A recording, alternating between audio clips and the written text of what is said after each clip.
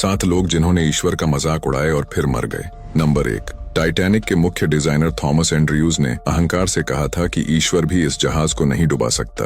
और टाइटैनिक के पहली यात्रा से पहले जब टाइटैनिक के निर्माता जे ब्रूस इसमें से टाइटैनिक की सुरक्षा के बारे में पूछा गया था तो उन्होंने भी यही जवाब दिया था कि ईश्वर भी इस जहाज को नहीं डुबो सकता। आपको पता ही होगा कि टाइटैनिक के साथ क्या हुआ। नंबर 2, मर्लिन मुनरो एक बार पादरी बिली ग्राहम से मिली और उन्होंने उनसे कहा कि उन्हें अपने जीवन में शांति के लिए यीशु की तलाश करनी चाहिए। तो उनके जवाब में मर्लिन कही कि मुझे आपके यीशु की जरूरत नहीं है। ऐसा कहने के 1 हफ्ते बाद वह अपने अपार्टमेंट में मृत पाई गई। नंबर 3, जॉन लेनन जब बीटल्स रॉक बैंड बहुत सफल होने लगा था तो उन्होंने एक इंटरव्यू के दौरान कुछ ऐसा कहा जो उन्हें कभी नहीं कहना चाहिए था। उन्होंने कहा कि ईसाई धर्म खत्म हो जाएगा, गायब हो जाएगा और सिकुड़ जाएगा। हम अब यीशु मसीह से ज्यादा मशहूर हैं। उस इंटरव्यू के कुछ समय बाद बैंड के एक फैन ने उनकी हत्या कर दी।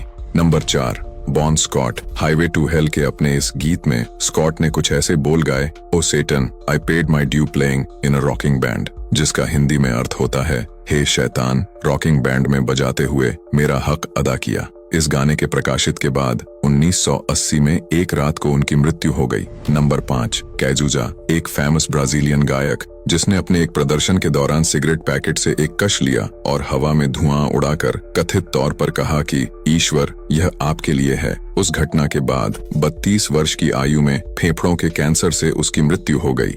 नंबर 6, स्टीफन हॉकिंग उन्होंने अपने एक किताब द ग्रैंड डिजाइन में लिखा है कि भौतिकी नियम में विशेष रूप से गुरुत्वाकर्षण किसी ईश्वर के आवश्यकता के बिना ब्रह्मांड शून्य से खुद को बना सकता है। और अपने जीवन काल में हॉकिंग ने ईश्वर को सिर्फ एक काल्पनिक चरित्र कहा। हम सभी जानते हैं कि उन्होंने कैसे मृत्यु देखी। नंबर 7, टैंक्रेडो नेवेस ब्राजील के एक राजनीतिक नेता। उन्होंने अपने राष्ट्रपति अभियान के दौरान कथित तौर पर कहा कि अगर उन्हें अपनी पार्टी से 5 लाख वोट मिले तो ईश्वर भी उन्हें सत्ता से नहीं हटा सकते। वे चुनाव जीते लेकिन पदभार ग्रहण करने से ठीक पहले अचानक से उनकी मृत्यु हो गई। ये उन लोगों के नाम हैं जिन्होंने अपने जीवन काल में ईश्वर का मजाक उड़ाए और फिर मर गए। इसका मतलब यह नहीं है कि ईश्वर ने उन लोगों को मोड़ डाला। ऐसा हो सकता है कि शैतान ने यीशु से आपके विश्वास को नष्ट करने और विश्वासियों को सच्चाई से दूर ले जाने के लिए किया हो।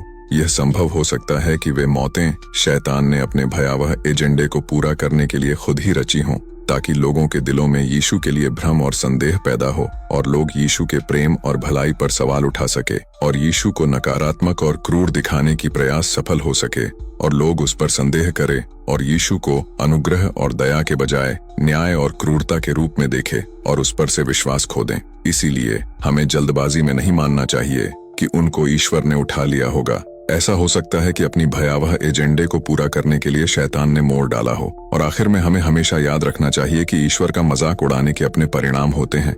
इस बात का जरूर से ध्यान रखें।